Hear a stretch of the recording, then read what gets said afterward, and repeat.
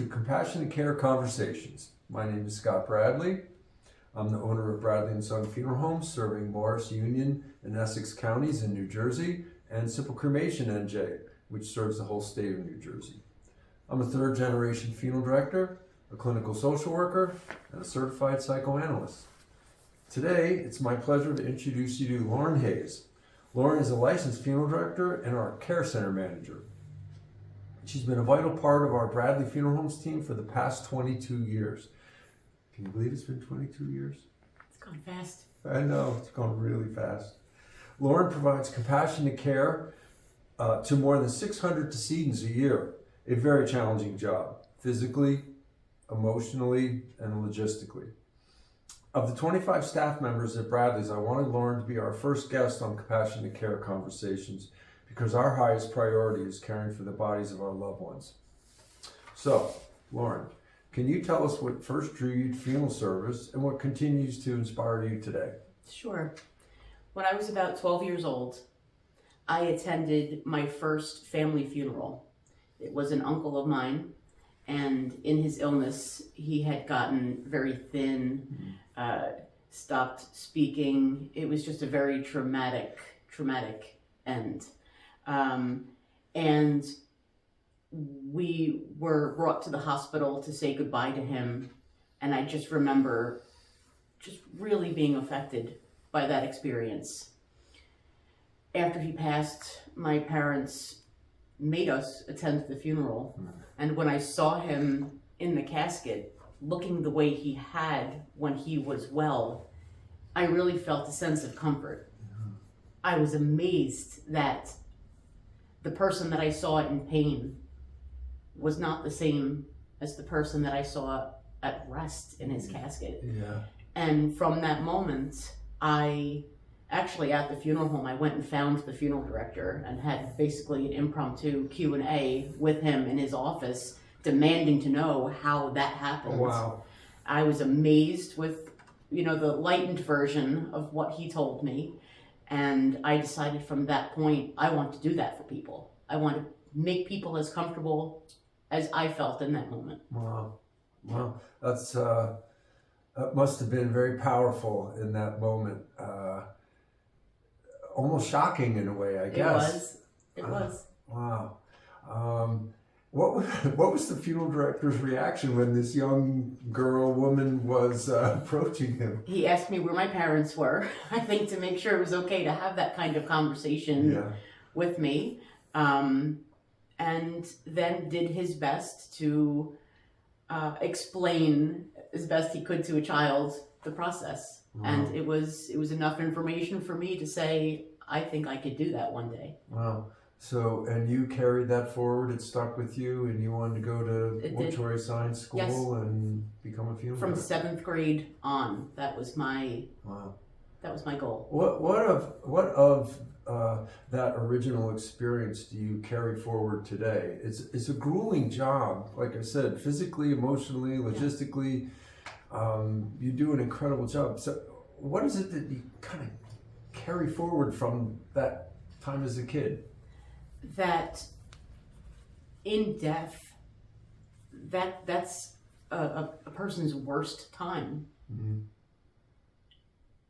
I, as a funeral director, as an embalmer, as a care center manager, I have the opportunity to take that and turn it into something more peaceful, not as harsh, easier to deal with. And that's why I do it. That's why I chose it. Well, I know you succeed at it. We get pretty much a 5-star rating on how people are presented in the casket, and I know it makes a big difference. So yes.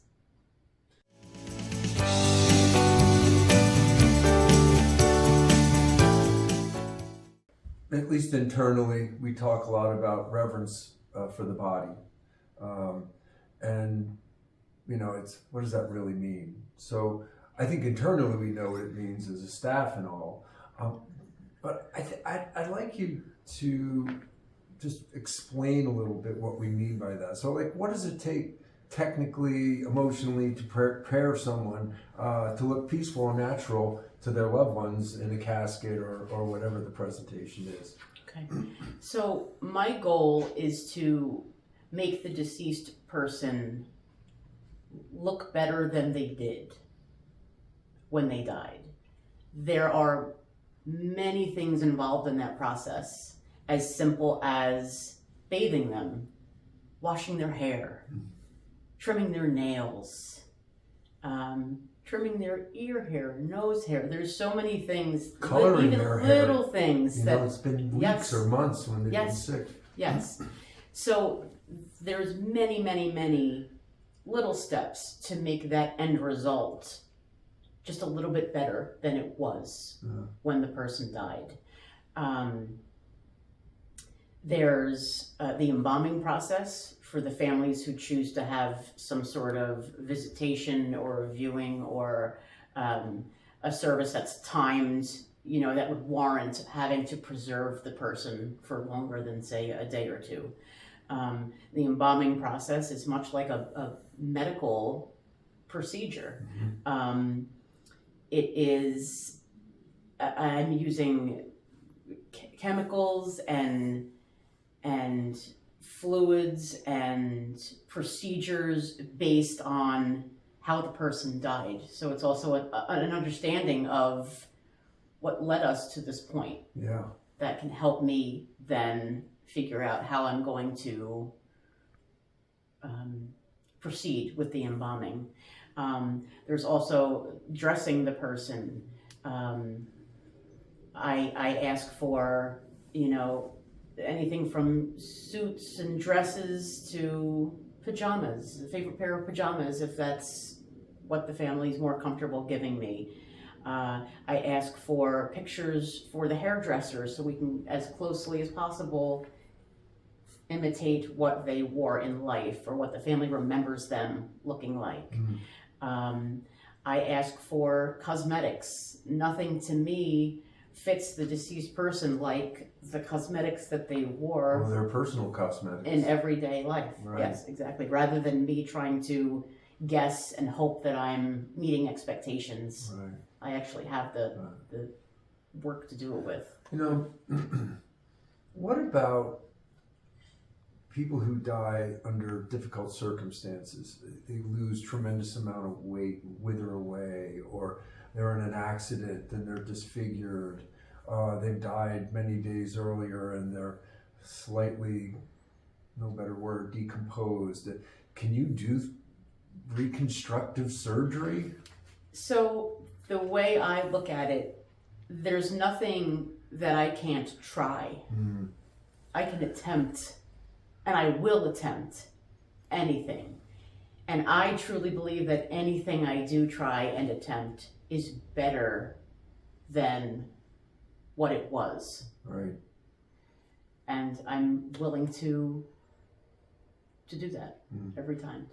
You know, I was thinking another part of this reverence for the body, for us, I believe, is it starts right from the beginning. So we get what we call a first call. Family calls us, and that's how we are notified for the most part when someone dies. And from that first call, we mobilize the staff to, as best as possible, care for that body. So how does that happen? Because that part falls under your Yes. your management. So to me, it begins with finding out not just information about the deceased, but about the living as well. Is there going to be any family present there? Who's going to be there? We like to find out the circumstances around the place of death. Is it in a home? Is it a care facility? Are there stairs? Is the person on the second floor, first floor? The more information we gather, the more of a smooth experience it can be for both our staff, because that's important, and the family, even hospice nurses who are there, nurses in a facility. It's good that everyone is on the same page and has enough information. They're armed with enough information that they feel comfortable with the experience that's about to happen. One thing you've taught us, the rest of the staff who are taking the first call, Just a little thing like weight. Yes. You know, the weight of the person. That allows us to know how many people to send Yes. to do the transfer. So there's all those little things. If they're Yes. a veteran, Yes. then we can use a special cot and cover Yes. to honor the veteran. So Yes. all those little details from that first call. And then what happens after the first call? Where do these folks' loved ones go? So, depending on what we know of the family's plans for a funeral, that person will either be brought back to the preparation room, the care center, or we do have refrigeration on premises, so that person would be brought back to our state-of-the-art refrigerator, all depending on what their choice is. You manage all that. I do. Yes. It's a lot of work. Every day, yes. It is. Thank you for doing it. You're welcome.